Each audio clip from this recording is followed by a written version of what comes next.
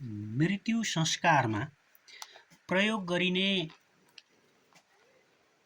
एउटा सामान्य कुरा लिएर आएको छु। यसमा तपाईहरुलाई के कति जानकारी छ, यो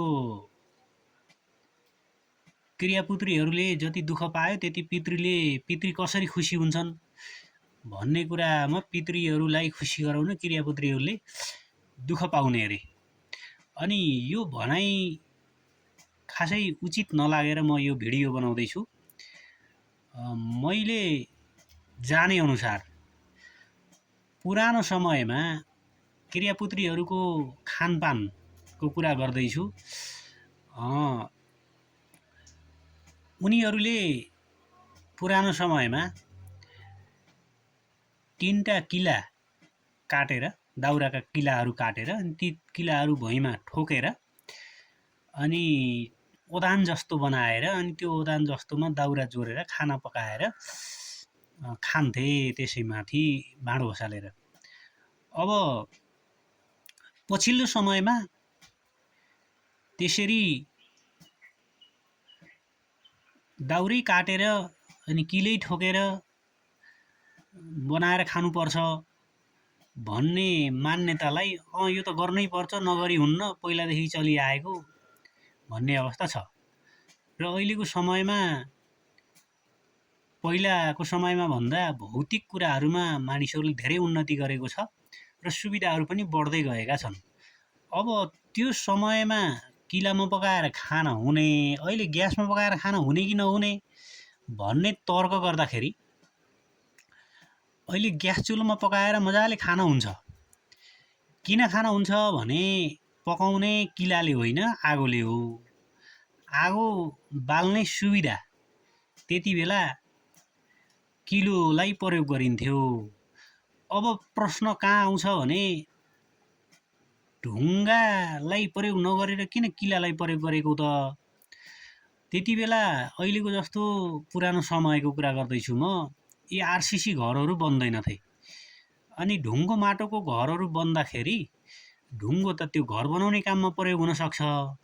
अनि त्यसरी मृत्यु कार्यमा प्रयोग भएका ढुङ्गाहरू, यदि मृत्यु कार्यमा ती ढुङ्गाहरू प्रयोग गरियो भने त्यो मृत्यु कार्य भनेको नकारात्मक इनर्जीले भरिएको एउटा समय हो। अनि त्यो मृत्यु संस्कारमा क्रियापुत्रीहरूले गर्ने गतिविधिहरू जहाँसम्म त्यहाँ प्रयोग गरेका सामग्रीहरूमा जुन कुराहरूमा नेगेटिभ इनर्जी रहन्छ त्यस्तो कुराहरूलाई पछि प्रयोग नगर्ने भन्ने अर्थमा प्रयोग गरिन्छ। तर अहिले सरसफाइको समय पनि छ र पहिला जस्तो अचेत पनि मान्छे छैनन् र ढुङ्गाहरू यसरी भात पकाउनको लागि प्रयोग गरिएका ढुङ्गाहरू, क्रियापुत्रीहरूलाई खाना पकाउन प्रयोग गरिएका ढुङ्गाहरूलाई खाना बनाउँदाखेरि त ठिकै छ, पछि घर बनाउँदा यता कता झुक्किएर घरमा पर्यो भने त्यो नेगेटिभ इनर्जीले अनि घरको लक्ष्मी नै हराउँछ, वास्तु दोष नै बिगार्छ भन्ने अर्थमा उनीहरूले के गरे भन्दाखेरि किला काटे अनि किलोलाई 3टा किला काटेर ओदान जस्तो बनाए। अनि ओदान जस्तो बनाइसकेपछि त्यसैमा आगो बाले अनि पछि किला थुते, फाले, पछि किला कोहे गए।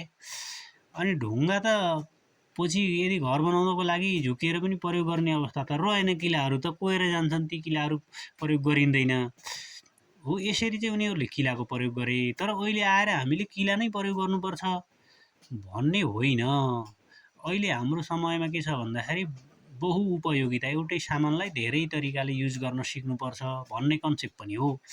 र त्यसमा चाहिँ हामीले ग्यासको प्रयोग गरेर खाना बनायो भने पछि ग्यास काम पनि लाग्छ, सजिलो पनि हुन्छ। अब किला ठोक्न पनि परेन अनि ती ढुङ्गाहरू पनि खोज्न परेन। यसरी अहिलेको समयमा क्रियापुत्रीहरूले दुःख पाएपछि मात्रै पितृ खुसी हुन्छन् भन्ने होइन। बरु पितृ खुसी गराउने एउटा उपाय के हो भन्नुहुन्छ भने पितृहरूले प्रयोग गरेका सामानहरू हेर्नुहोस् है, खाटहरू भए, घडीहरू भए, दराजहरू भए हो, यस्ता कुराहरू तपाईको घरमा कुन राख्ने कुन नराख्ने भन्ने कुरा चाहिँ याद गर्नुपर्छ।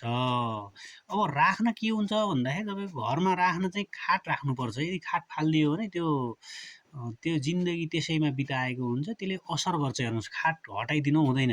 कोही बिरामी भयो, मऱ्यो भने त्यो सुतेको खाट चाहिँ राखिदिनुपर्छ। त्यसै गरेर पितृको फोटो चाहिँ फाल्नु हुँदैन है। त्यो फोटो भनेको पितृको प्रतिरूप हो। उसको प्रतिरूप त्यहाँबाट हटाउँदा पितृदोष लाग्न सक्छ, त्यसले असर गर्न सक्छ। त्यस्तै गरेर उसले प्रयोग गरेका दराजहरू पनि राख्नुपर्छ, त्यसलाई फाल्नु हुँदैन, हटाउनु हुँदैन। तर राख्नै नहुने कुरा के हो त भन्दाखेरि गुन्द्राहरू, त्यसले प्रयोग गरेका गुन्द्राहरू, अनि उसले प्रयोग गरेका कपडाहरू हो, त्यसमा उसको चाहिँ त्यहाँ दुःख पाएर मरेको हुन्छ, त्यो गुन्द्राहरूमा पल्टेको हुन्छ। त्यसको नेगेटिभ इनर्जीले के गर्छ त भन्दा ती कपडा गुन्द्राहरूबाट असर गर्न सक्छ। त्यसले गर्दा घरमा शान्ति हुनको लागि कुन कुन कुराहरू घरमा राख्ने, कुन कुन कुराहरू घरमा नराख्ने, जो पितृले प्रयोग गरेका थिए हो, त्यो कुरालाई ख्याल गर्नुपर्छ। र दान पुण्य गर्ने कुराहरूमा चाहिँ कहिलेकाहीँ तपाईँहरूले नराम्रो सपनाहरू देख्नुभयो, अचानक नभएका अनावश्यक घटनाहरू घटे, अनि केही कुराहरू अपेक्षित रूपमा काम बन्न सकेन भने तपाईँलाई कतै पितृहरूले छेकेको हो कि भनेर चाहिँ तपाईँले एउटा सिधा उठाएर, आफूलाई जुन दिन मन लाग्छ त्यो दिन सिधा उठाएर, अनि नुहाएर सिधा उठाएर पण्डितलाई टिको लगाएर दक्षिणासहित सिधा दिँदाखेरि, ल पितृको नाममा मेरा पितृहरू सम्पूर्ण खुसी हुनुहोला भनेर दिँदाखेरि चाहिँ पितृ त्यसरी शान्त हुन सक्छन्। अनि कुलकुलियान पनि कहिलेकाहीँ रिसिएको हुन सक्छन्। कुलकुलियानलाई पनि ध्वजा उठाउने, अनि त्यो कुलको पूजा गर्ने समयमा ती ध्वजा भेटीहरू चढाउँला भनेर भन्ने। अनि त्यति गरिसकेपछि कुल पनि शान्त हुन सक्छन् हो। यसले गर्दाखेरि तपाईँको विभिन्न किसिमका ग्रह दशाहरू शान्त हुन सक्छन्।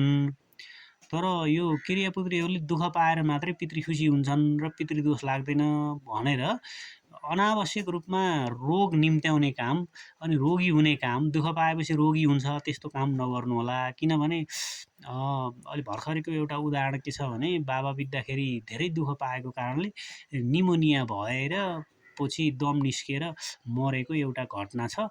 त्यो भएर दुःख पाउनु हुँदैन। पितृहरूले दुःख पाएर खुसी हुने होइनन्, दुःख पायो भने आफै रोगी बन्ने हो। यो कुरालाई ध्यान दिनुपर्छ।